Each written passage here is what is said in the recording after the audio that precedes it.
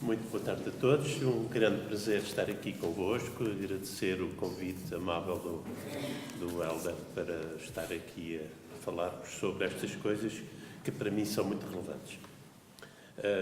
Vim a Podença há cerca de, ainda há mais de 3 semanas, há 53 anos que eu passei aqui. Nunca mais vim aqui a esta zona, portanto, uma recordação que me fizeram viver.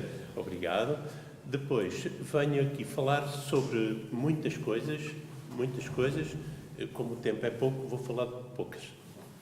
A primeira coisa que eu vos gostaria de dizer é que o mundo nunca está parado. Vivermos numa sociedade significa vivermos numa dinâmica de movimento constante. Mesmo as coisas que parecem mais paradas estão sempre a mudar. Hoje, por exemplo, nós estamos a viver um tempo de mudança absolutamente inacreditável, que vai mudar tudo. Que é, nós até há pouco tempo pensávamos tudo hierarquicamente, tudo verticalmente. O nosso pai, o nosso irmão mais velho, a senioridade, que deu as monarquias, que deu as legitimidades políticas, sempre as senioridades, e hoje estamos a falar de conectividades. Move on, meet-in, os círculos sociais onde as eleições se têm vindo a resolver. Todo este mundo digital em que a gente está a começar a viver é um mundo que vai mudar radicalmente esta geografia. De vertical vai passar a horizontal. Custe o que custar, a toda a gente vai mudar. Já está a mudar. Por exemplo, a individualização dentro da nossa sociedade portuguesa é hoje uma coisa inacreditável. Comparar as redes de família do meu tempo de miúdo ou de adolescente com o que se passa hoje com as nossas famílias não tem nada a ver. Casamentos aos 20 anos, para as meninas aos 18 ou 19 anos, as raparigas hoje têm o primeiro filho praticamente quase todas depois dos 35 anos. Casamentos, o ano passado nasceram 58% de bebés que foi fora de família. Os pais não eram casados sequer. Casamentos e famílias numa sociedade 75% de divórcios. Estamos a falar de quê? E se a gente vai à religião? E se a gente vai aos sindicatos? E se a gente vai aos partidos? E se a gente vai às escolas? Tudo está em profunda alteração. Portanto, a questão que se levantou há bocadinho, se os caretos vão ou não, depois de serem reconhecidos mundialmente, continuar ou não a ser genuínos, é evidente que vão continuar a ser autênticos, mas de outra maneira. O mundo é global, mas todas as localidades mantêm certas dimensões que são locais, não são globais. Outras, a maior parte, torna-se global. É evidente que todo este mundo de transformações em termos de escala vai mudar as festas dos caretos. Eu sou de Torres Vedras, vivi no meio de carnavais, vivi em África bastantes anos da minha vida e lá encontrei muitas máscaras em muitos lados, desde as Angolas e os Congos até Moçambique. O que há mais é máscaras. Dediquei-me às culturas clássicas, lá encontrei os nossos amigos gregos a falar de máscaras, nos teatros com máscaras sempre. E agora, há uns anos atrás, o nosso amigo Goffman, um americano do interacionismo simbólico, vai exatamente escrever um livro sobre a representação cotidiana de todos os dias. E, efetivamente, a nossa vida social é uma vida de representação. Cada um tem um lugar, cada um tem um papel. Aliás, temos múltiplos lugares e múltiplos papéis na nossa vida porque pertencemos a múltiplos círculos sociais. Onde nós, num somos líder, noutros somos animal omega, noutros somos um intermédio, noutros somos um elemento discreto, noutros somos um elemento da direção. Nós partilhamos todos esses papéis que são a nossa vida, a nossa representação. Ou seja, em todo lugar nós temos uma máscara. Os gregos chamavam-lhe máscara. Os romanos chamavam-lhe persona. E nós chamamos pessoa. O que é uma pessoa? É um membro de um coletivo que representa os seus papéis, deve-o representar com dignidade, com respeito, com responsabilidade, mas é o nosso papel. O papel de cada um, a identidade de cada um, aquilo que constitui a mais-valia de valor que cada um de nós traz à sua comunidade e aos seus círculos sociais, é isso que nos faz pessoas. A pessoa é uma herança de genes biológicos dos nossos pais, mas é uma herança de genes espirituais dos nossos espíritos antepassados. As religiões universais falam de Deus. As religiões mais tradicionais falam dos espíritos dos nossos mortos. Ainda nós hoje rezamos pelos nossos mortos, mandamos rezar missas pelos nossos mortos, vamos ao cemitério rezar pelos nossos mortos. Os nossos mortos são as nossas divindades, ok? E não é por acaso que a gente chama a Deus Pai. Porque a única capacidade que temos de ter uma referência identitária global é chamar de Pai, como acontece nas nossas famílias, onde o pai é a nossa referência coletiva. Bem, temos que ir à nossa questão. A nossa questão de fundo. Porquê é que se fazem festas? Ou para que é que servem as festas? Bem, as festas são, como aqui já foi referido, um tempo de ruptura do cotidiano, onde se fazem rituais, gestos, linguagens gestuais e discursos, palavras e de imagens, onde solenemente, repetitivamente e codificadamente nós tentamos olhar para a nossa vida e interpretá-la e carregá-la de sentido, que é sempre muito difícil. O que significa que as festas são um conjunto de atividades múltiplas, carregadas de múltiplas ligações simbólicas, que fazem dos rituais basicamente uma atividade simbólica. E como atividade simbólica que é, constitui-se numa linguagem. É a forma como nós temos de nos comunicarmos. Comunicação. Comunicamos com símbolos. A nossa cultura não é senão uma gramática e um sistema de códigos que nos permitem comunicar uns com os outros. Felizmente, só trabalhamos com estas linguagens, estes códigos, e não precisamos de perceber a origem dos códigos. Nenhum de nós conhece a origem dos códigos. A origem dos códigos está ali mesmo à flor da pele. Como é que se constroem e produzem alimentos? Como é que se constroem e produzem filhos? Como é que se constroem e produzem comunidades, redes, já que somos animais sociais e precisamos de viver em conjunto? Como é que a gente é capaz de viver em conjunto? Viver em conjunto faz-se sempre simbolicamente. É por isso que as nossas vidas sociais todas estão presas por arames. Está tudo preso por arame, ok? Ninguém pensa que há, naturalmente, uma forma de rede de sociabilidade. Não existe, elas mudam constantemente. Nós próprios pertencemos a múltiplas redes de sociabilidade completamente diferentes. O que faz com que nós tenhamos que ter uma ideia bem clara de que estamos a lidar com sistemas muito vastos de comunicação, todos eles simbólicos, ou seja, sustentam-se em comparações, em metáforas, em sinédricos, em metonímias. Tudo comparação, ok? Tudo comparação. Basicamente, as comparações que nós herdamos das nossas culturas de há 3 milhões de anos para cá, basicamente estão ligadas a estes 3 domínios. Filhos, alimentos, capacidade de viver em conjunto, inter-relação. Uma inter-relação que sempre está a produzir poder. E como está tudo muito preso pelos tais arames, nós precisamos constantemente de ser capazes, pela nossa cultura, produzir as identidades que fundamentem as nossas pertenças e que garantam a cada um de nós com sentimentos e legitimidade de viver em conjunto, com as formas sociais que temos. Logo, as festas todas existem exatamente para cada sociedade ser capaz de fazer a catarse dos seus problemas de cada dia. Sem festas, isto era invivável. Somos sociedades desiguais, em relações desiguais, em relações de poder, que muitas vezes são terríveis.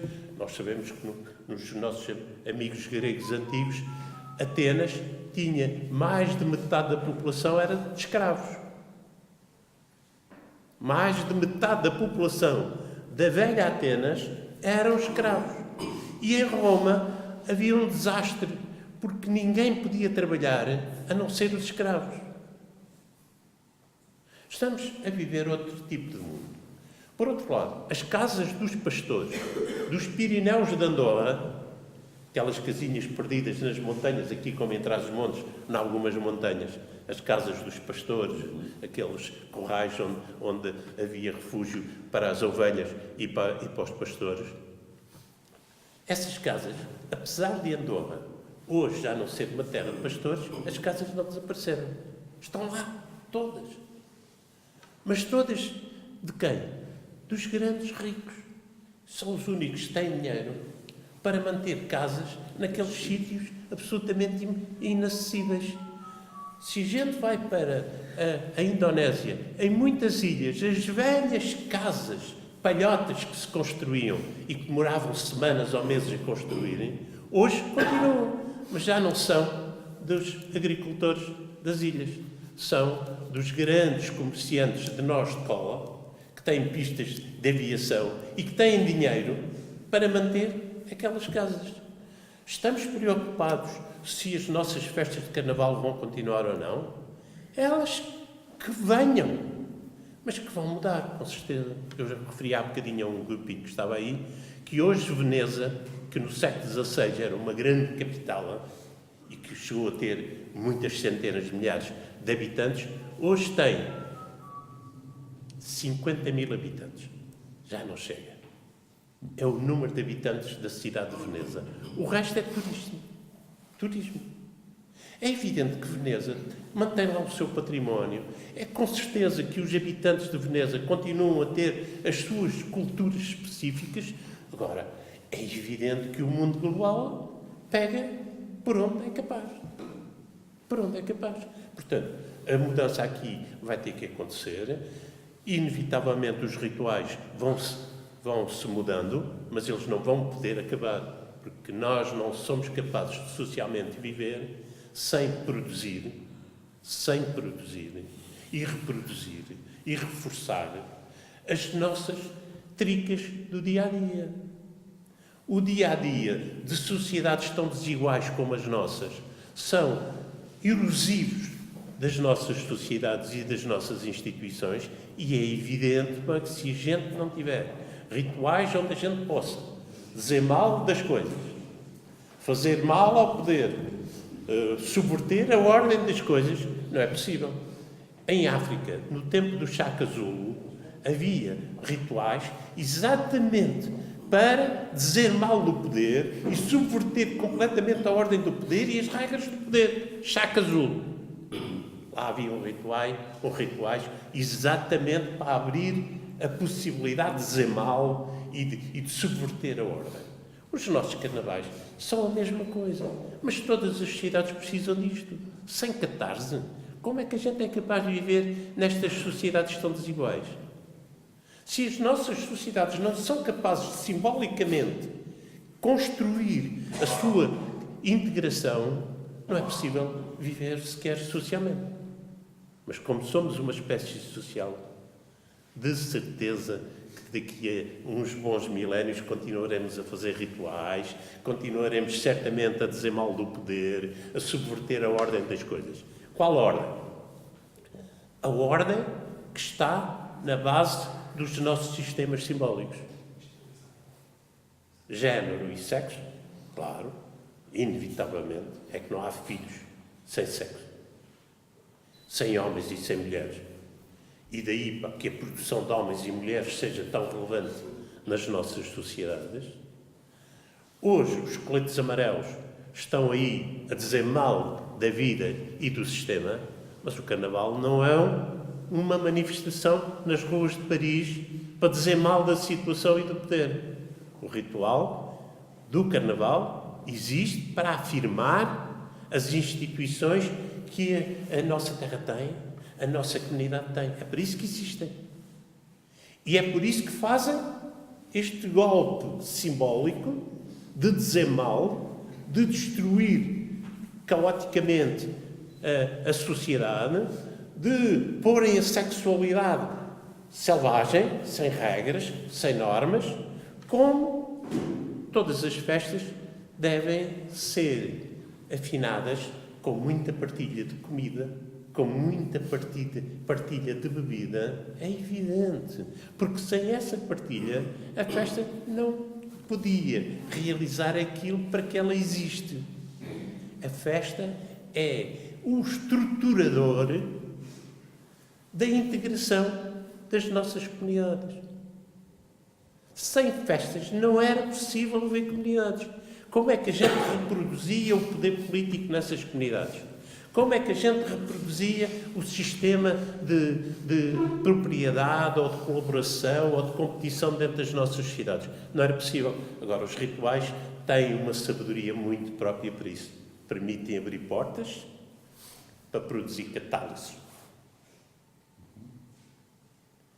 E é por isso que os nossos carnavais parecem deitarem tudo fora, mas a seguir, como aqui foi referido e muito bem, o nosso calendário religioso integrou na mesma festa, em vez de concluir o ritual de outra maneira, conclui com as cinzas na cabeça da pessoa. Meu amigo, escusa de estar a pensar que a nossa sociedade é isso. A sociedade é trabalhinho duro, vida dura. Vamos a isso. Vamos a isso.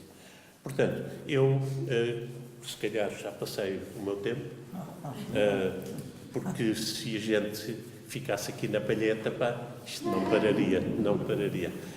Agora, eu acho que a análise destes problemas de festas são muito relevantes porque as mudanças acontecem e porque as nossas sociedades, comunidades do interior, bem precisam de repensar estas festas. Nós vivemos um tempo em que o mundo rural é um mundo marginal, não tem os correios, não tem os centros de saúde, não tem os centros de transporte, não tem as condições mínimas que as cidades oferecem, e é evidente que a capacidade de manter os nossos jovens nas nossas comunidades rurais é limitadíssimo. Os nossos jovens vão à procura da sua própria realização e vão para as cidades, vão para outros centros do mundo. E como é que a gente atrai os jovens? Como é que a gente atrai os jovens com talento e qualificação para inovarem no nosso meio rural? É muito, muito complicado. Não há dúvida que muitas destas festas e o ressurgimento destas culturas e a visibilidade que isto pode dar ao mundo pode trazer novas formas de pensar e de imaginar a inovação dentro das nossas sociedades, de forma a que as pessoas tenham nas nossas comunidades os rendimentos mínimos para gostarem de viver lá e para se manterem a viver lá. Isto implica, como referiu a Cristina há pedacinho, e eu estou completamente de acordo, isto implica grandes redes de parceria. Os investigadores têm que estar associados a estas causas, os autarcas têm que estar associados a estas causas, as associações locais e a comunidade têm que estar associadas a estas causas e, por que não, os empresários têm que estar envolvidos nestas causas. E a comunidade tem que ser uma participação completa nestas causas, porque o que a gente quer é o bem-estar das pessoas. É isso que a gente quer. Os rituais não são para serem rituais. Estão lá para serem úteis às pessoas, às comunidades. E isso é um longo trabalho que implica, de facto, estas parcerias alargadas para que os capitais simbólicos e invisíveis que possam surgir possam ser utilizados para melhorar ainda muito mais a capacidade das nossas comunidades promoverem a sua própria autonomia, a sua própria realização, aquilo que chamamos de desenvolvimento. Mas por isso é preciso haver condições de saúde, condições de educação, condições de habitação, condições de mobilidade, condições de ambientes saudáveis e tem que haver emprego, tem que haver rendimento. Não pensem que a gente hoje vai produzir rendimento como se produzia há 2000 anos atrás. Nas comunidades de agricultores autónomos, por favor, o mundo mudou, já não é assim. E mesmo na Idade Média, quando a maior parte dos portugueses eram agricultores, nós estávamos em sistemas feudais. A maior parte dos agricultores chamavam-se servos. Servos da gleba. Ok? Nós não queremos esses tempos, queremos outros. Queremos melhorar a qualidade das nossas vidas. Queremos aproveitar os recursos que temos no interior do nosso país. Mas para os aproveitar, a gente tem que utilizar os capitais todos que tem, nomeadamente os culturais, sem dúvida. Mas não podemos ficar neles. Se a gente fica apenas nos capitais culturais, perdemos os rituais e perdemos a vida, que eu acho que é muito pior. Sucessos para o vosso trabalho, que é um trabalho invisível, mas muito relevante. A cultura é, na minha ótica, nestes tempos em que falamos de economia do conhecimento, um grande investimento. Sucesso!